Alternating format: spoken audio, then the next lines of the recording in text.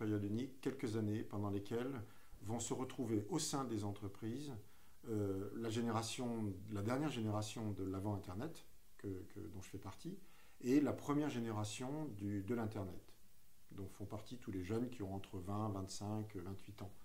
Et donc c'est un moment particulièrement important. Potentiellement, ça peut être source d'incompréhension, mais potentiellement, ça peut être une richesse inouïe.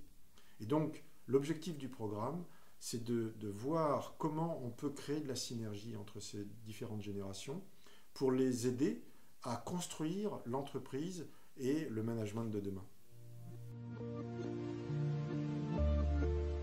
On va lancer déjà une première étape qui consiste à aller interroger les jeunes qui travaillent au sein des entreprises. Donc, on a lancé des interviews individuelles, face à face, et en parallèle, et c'est ce à quoi vous allez assister, on a lancé un groupe de jeunes, une douzaine de jeunes, qui travaillent tous dans des entreprises différentes, bien entendu, et on va les interroger sur le regard qu'ils ont sur l'entreprise d'aujourd'hui, l'entreprise dans laquelle les uns et les autres travaillent, et l'idée qu'ils se font de l'entreprise de demain. Donc on va les interroger, on va récupérer toutes leurs idées, et puis en même temps, on va regarder comment, ensemble, ils fonctionnent. Et pour ça, on va avoir des psychologues dans la salle, qui sont des jeunes aussi, qui vont observer la dynamique du groupe.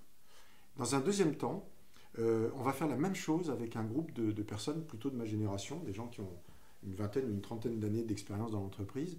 On va leur poser les mêmes questions et voir de la même manière comment ils répondent à ces questions et en même temps comment ils se mettent en mouvement. Et on va comparer les deux dynamiques. Et puis, il y aura une étape ensuite dans laquelle on réunira ces deux populations ensemble et on verra comment ensemble ils fonctionnent. Et c'est là où on va commencer à voir apparaître des choses intéressantes sur les conditions qu'il faudra que les entreprises respectent pour que ces différentes populations cohabitent, non seulement cohabitent, mais surtout produisent vraiment des idées intéressantes et soient capables de construire l'avenir.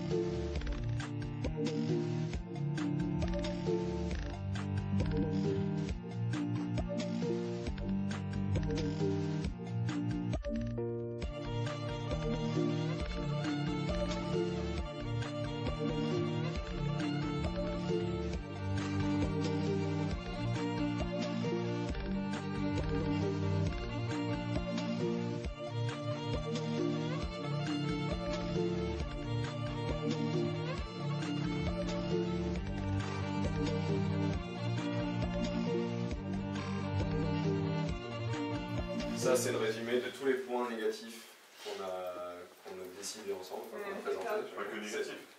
Ah si, là c'est négatif. C'est que les points A. Ça, c'est que les... Ouais, mais c'est que les points négatifs sur le regard de l'entreprise. Le seul point positif, c'est celui-là. Enfin, il y a vraiment des souffrances en fait qui sont beaucoup plus fortes que ce qui est exprimé.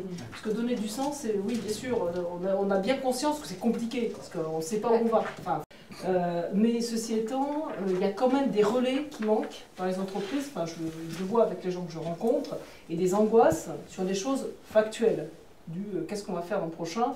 Dis-moi juste ce qu'on va faire l'an prochain, à quoi je sers finalement et comment je peux apporter ma pierre à l'entreprise. Si on est venu nous chercher pour réfléchir à ça, c'est qu'il y a quelque chose qui change et qu'il faudrait peut-être qu'on commence par identifier qu'est-ce qui a changé pour qu'on soit obligé de remettre en question ce modèle-là. Aujourd'hui, je pense que les managers, d'un point de vue global, ils sont juste terrorisés, quoi. On est dans une ère où, je ne sais plus quel philosophe appelle ça l'ère de l'accès, mais aujourd'hui tu peux t'approprier les outils et notre génération, contrairement à l'éducation qu'on avait avant, c'est en train de changer, ça va être pire dans 15 ans, ça va être encore plus vrai dans 15 ans. Quand avant tu avais tes études, tu partais avec une valise bien remplie de tout ce que tu sais faire, d'outils. Aujourd'hui c'est plus une espèce de truc compartimenté vide dans lequel tu vas pouvoir mettre des choses et du coup on est constamment en train d'apprendre.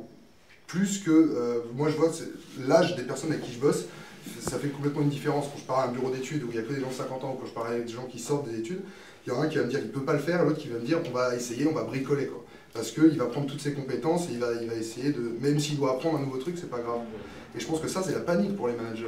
je trouve qu'il y a un angle qui pourrait être intéressant, c'est de dire effectivement ce monde dans lequel on est, qui est digital, etc., avec ces transformations, eux ont certainement des clés que nous n'avons pas pour l'aborder différemment. On est obligé de demander à nos équipes de nous rendre des comptes, mais après c'est la façon dont on l'amène. Donc être toute la journée derrière eux, plutôt que de leur demander combien de clients tu as appelé, qu'est-ce que ça donne aujourd'hui, quelle est la tendance, voilà, donc être vraiment derrière eux, les accompagner, leur tenir la main pour qu'ils puissent atteindre leurs objectifs. Donc plutôt être à côté plutôt que au-dessus. Ouais. Moi, il y a une phrase assez claire, c'est l'entreprise manque de sens. Voilà. On voit beaucoup là. L'entreprise manque de sens. Peu de sens sauf financier, moins de sens pour les employés, trop fermée sur elle-même, orientée résultat. Ils deviennent de plus en plus gros, ils font les valeurs qu'on recherche. Est-ce qu'on peut pas l'intégrer? Je pense qu'on travaille moins pour travailler pour gagner de l'argent, on travaille plus pour se faire plaisir et pour avoir une entreprise qui reflète nos valeurs et dans laquelle on se dit hey, regarde, je bosse chez machin. Est-ce que c'est pas plutôt genre servir une cause commune dans le sens où. Ouais, c'est plutôt ça, moi. Plus que satisfaire une personne, c'est. Ouais, tu vois, t'as apporté quelque chose à un projet commun et une direction commune, quoi. C'est individuel, faire avancer ton projet avec une équipe, du coup. Ouais.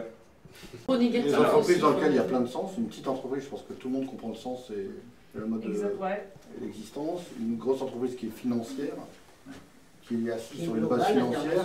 Là, au niveau de l'employé, le sens il est beaucoup plus difficile à comprendre. Moi je pense que tu peux pas non plus trouver d'excuses en disant le gros groupe il fonctionne comme ça, il a pas le choix, il est aussi gros. En vrai c'est son choix, les gros groupes ils passent leur temps à racheter des concurrents, des petites structures, des trucs, et à grossir c'est leur choix aussi. Ils pourraient faire le choix d'éclater, de créer des filiales métiers et de diviser la gestion, la prise de décision et tout ça, et de le centraliser sur des petites structures de 80-100 personnes. Et ça, ce serait possible, c'est juste une décision politique.